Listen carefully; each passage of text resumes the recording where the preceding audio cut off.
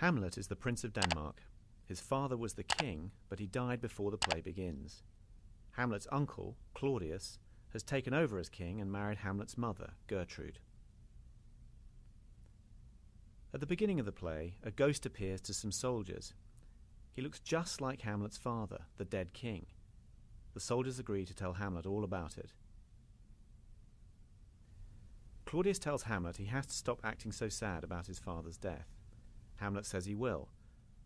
But when he's by himself, he says he's disgusted that his mother married Claudius.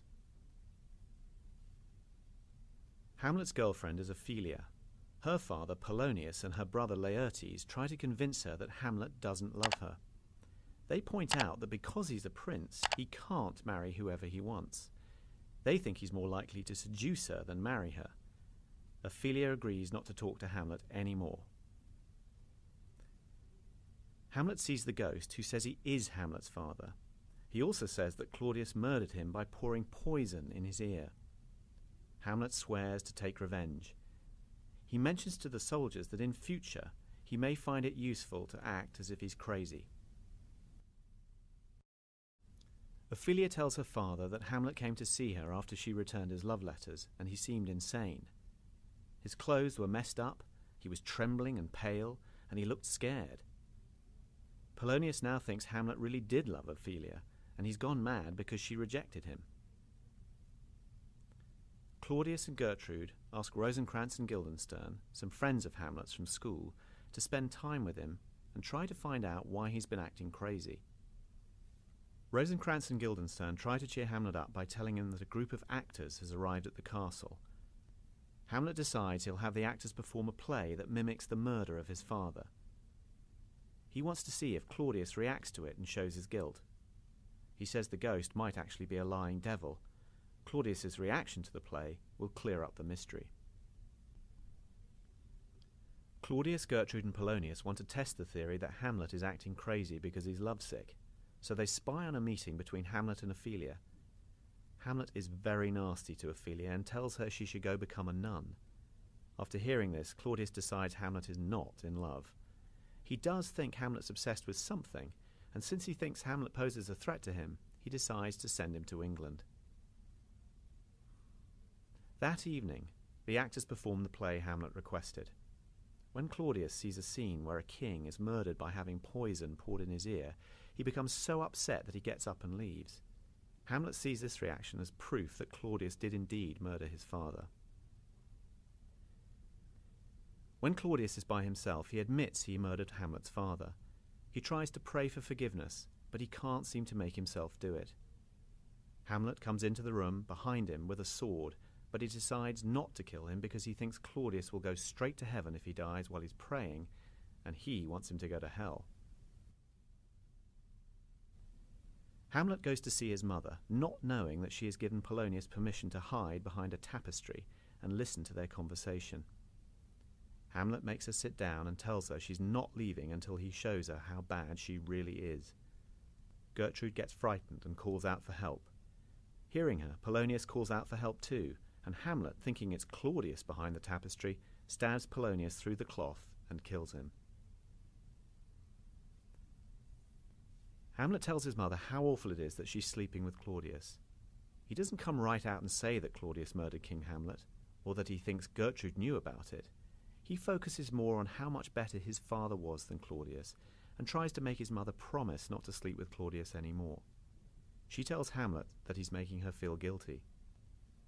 The ghost enters and scolds Hamlet for taking so long to get revenge. Hamlet sees the ghost, but his mother doesn't, and she thinks he's crazy. Hamlet leaves, hauling away Polonius's body. Claudius sends Hamlet to England with Rosencrantz and Guildenstern. When he's by himself, he says he's given Rosencrantz and Guildenstern sealed letters ordering the King of England to put Hamlet to death immediately after opening the letter. Ophelia loses her mind following her father's death. Laertes returns to Denmark, leading a noisy crowd of supporters. He blames Claudius for his father's death and his sister's insanity and threatens to overthrow him. Claudius manages to persuade Laertes that Hamlet is really to blame. Horatio gets a letter from Hamlet saying that the ship he was on was attacked by pirates. Hamlet was taken prisoner by himself and brought back to Denmark. Claudius and Laertes also receive a letter from Hamlet in which he says he's arrived back to Denmark alone and will come to see Claudius the next day. Now that they know Hamlet didn't die in England, they start plotting a new way to kill him that will look like an accident. Gertrude brings the news that Ophelia drowned in a stream. Two gravediggers talk and joke while digging Ophelia's grave. Hamlet gets into a conversation with one of them. He doesn't yet know that Ophelia is dead. Claudius, Gertrude and Laertes arrive to bury Ophelia. They lay her in the ground, but before they can throw earth on her, Laertes leaps into the grave to hug her one more time. Hamlet finally realizes who they're burying and starts swearing that no one loved Ophelia more than he did.